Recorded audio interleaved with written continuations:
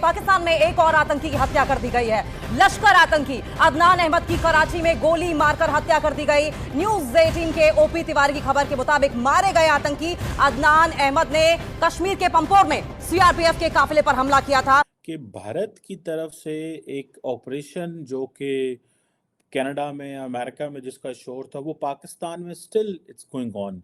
लश्कर का ये खूंखार आतंकवादी जिसका नाम अदनान अहमद उर्फ हंजला अदनान था, उसको 2-3 दिसंबर की दरमियानी रात अज्ञात हमलावरों ने एक के बाद एक 4 गोलियां मारी।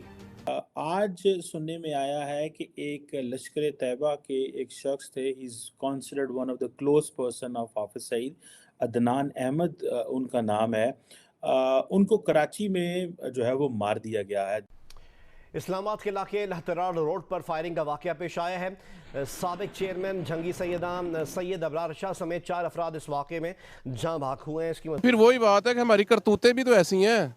वो कहते हैं कि यार हमारी जो एक सकाफत है, जो भी है, हम लोग अरब्स हैं, ये आके हमारा बेड़ा गर्क कर देंगे अगर हम इन्हें नेशनलिटी देंगे। अगर आज हम नेशनलिटी देते हैं तो 20 साल बाद जो अरब की पहचान है वो खत्म हो जाएगी।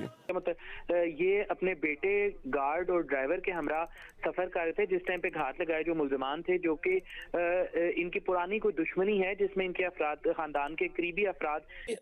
कहा जाता है कि इसका नाम हंजला अदनान था। मास्टरमाइंड कहते हैं इसको इंडियन मीडिया वाले, कि 2016 का जो अटैक हुआ था सीआरपीएफ के एनवॉय में, इंडियंस को वहाँ पे प्रेफर किया जा रहा है, जॉब्स दी जा रही हैं, मैनेजिंग पोस्ट पे वो वहाँ पे मौजूद हैं, उनकी कंपनीज वो रन कर रहे हैं, जबकि पाकिस्तानीज को उस तरीके से लाइक नहीं किया जा रहा। कभी खबर आती है कि 90% बैगर्स जो हैं वो सऊदीया में पाकिस्तानी है, कभी खबर आती है अमेरिका में या कनाडा में हमने जिसका शोर सुना पूरी दुनिया में, वो पाकिस्तान के अंदर भी मौजूद है और वो ऑपरेटर्स अपना काम कर रहे हैं। They are not worried, they are doing it the way they want it. दोस्तों, 2 बड़ी खबरें हैं इस वक्त। एक खबर तो ये है कि भारत की तरफ से एक ऑपरेशन जो कि कनाडा में अमेरिका में जिसका शोर था, वो पाकिस्तान में स्टिल इट्स गोइंग ऑन। आज सुनने में आया है कि एक लश्कर तैयबा के एक शख्स थे, he is considered one of the close person of Hafiz Saeed, Adnan Ahmed उनका नाम है। उनको कराची में जो है वो मार दिया गया है। This is what it has been reported by many people. Anyhow, ये कहा जाता है कि इसका नाम हंजला अदनान था। मास्टरमाइंड कहते हैं इसको इंडियन मीडिया वाले, कि 2016 का जो अटैक हुआ था सीआरपीएफ के एनवॉय में, ये कैसे हो सकता है कि without presence of Indian apparatus in Pakistan, how is it possible? ये मुमकिन ही नहीं है। सो इट मीन्स के वो अपरेटस जो अमेरिका में या कनाडा में हमने जिसका शोर सुना पूरी दुनिया में, वो पाकिस्तान के अंदर भी मौजूद है और वो ऑपरेटर्स अपना काम कर रहे हैं। They are not worried, they are doing it the way they want it. दूसरी जो एक इम्पॉर्टेंट डेवलपमेंट है, विच आई रियली वांट कि आपसे शेयर की जाए, उस पर भी बहस करते हैं, वो है कि लोकसभा के अंदर जम्मू एंड कश्मीर के हवाले से बिल आए हैं for reservation and reorganisation. BJP के अमित शाह साहब जो हैं वो ये 2 बिल लेके आए हैं, Jammu and Kashmir reservation amendment bill 2023, जिसमें कहा जाता है कि रिजर्वेशन रखी जाएगी गवर्नमेंट पोस्ट एंड पोजीशंस की प्रोफेशनल इंस्टीट्यूशन में। सो रिजर्व कैटेगरी इस्टेब्लिश की जा रही है। सो इट मीन्स कि वहाँ के ये जैसे अगर अब पिछले 5 साल 5.5 साल से ऑलमोस्ट ये जो है वो मरकज़ इसको कंट्रोल कर रहा है, दिल्ली कश्मीर को कंट्रोल कर रहा है। So it means that they want कि मज़ीद अपनी मर्ज़ी के लोग लेके आया जाए रिज़र्व कैटेगरीज़ में जो है। और साथ ही में कहा जा रहा है कि नंबर ऑफ़ सीट्स भी बढ़ाई जा रही हैं 83 से 90, यानी कि कुछ 7 सीट्स जो हैं वो बढ़ाई जा रही हैं। ये दोनों बिल जो Jammu and Kashmir reservation bill 2023 के नाम से आए हैं, ये गवर्नमेंट पोस्ट एंड पोजीशंस के हवाले से इस पे बहुत ज़्यादा शोर भी मचा है और जिसे कहते हैं कि लेकिन they will get it done. उन्होंने इसे पास करवा लेना है, किसी को अच्छा लगे या ना लगे। अब वो अगर आपका इत्तेफाक हुआ है कि जो वहाँ पे हैं बाहर के ममालिक में पाकिस्तानी वो पाकिस्तानी को सपोर्ट नहीं करते, पाकिस्तानी पाकिस्तान को सपोर्ट नहीं करते। इंडियंस को सपोर्ट करते हैं। वो इंडियन टैलेंटेड भी हैं। हम लोगों में सारी चीज़ें ज़रा कम है। मेन चीज़ हम में एजुकेशन कम है। और उसके बाद आपने जिक्र किया है कि बैगर्स, हाँ सऊदीया में मुझे पता है 90% जो बैगर्स हैं वो पाकिस्तानी हैं। ये यहाँ पे वीज़ा लेते हैं और वहाँ जाके इनका काम ही होता है मांगना।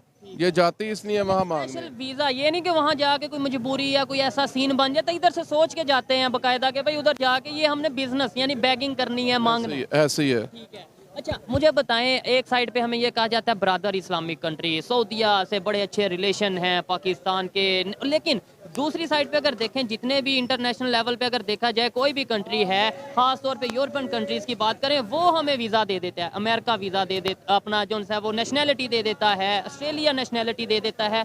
सऊदीया पाकिस्तानियों को या हमें मुसलमानों को एटलीस्ट क्यों नहीं नेशनैलिटी देता? मुझे लगता है उनको पाकिस्तानियों की नेचर का पता है। वो कहते हैं इनको नेशनलिटी देंगे तो ये हमारी जो अपनी तहजीब है उसका बेड़ा गर्क कर देंगे, नंबर 1। और नंबर 2 मुझे लगता है जैसे वो अपने आप को सुपीरियर मुसलमान समझते हैं। ये तो बात है, वो कहते हैं हम असल मुसलमान हैं और ये जो है वो दूसरे दर्जे के मुसलमान हैं, कन्वर्टेड मुस्लिम हैं ये बरसगीर के। वो हमें इस तरह समझते हैं कि हम लोग उनसे नीचे हैं। हालांकि अगर कहते हैं जी, अच्छा the point which basically Amit Shah साहब ने जिसका सहारा लिया, उन्होंने कहा जी कि ये कैसे हो सकता है कि एक झंडा हो, एक हेड हो, एक कॉन्स्टिट्यूशन हो और ये दो मुल्क कैसे हो सकते हैं। So this is what they are trying to pitch.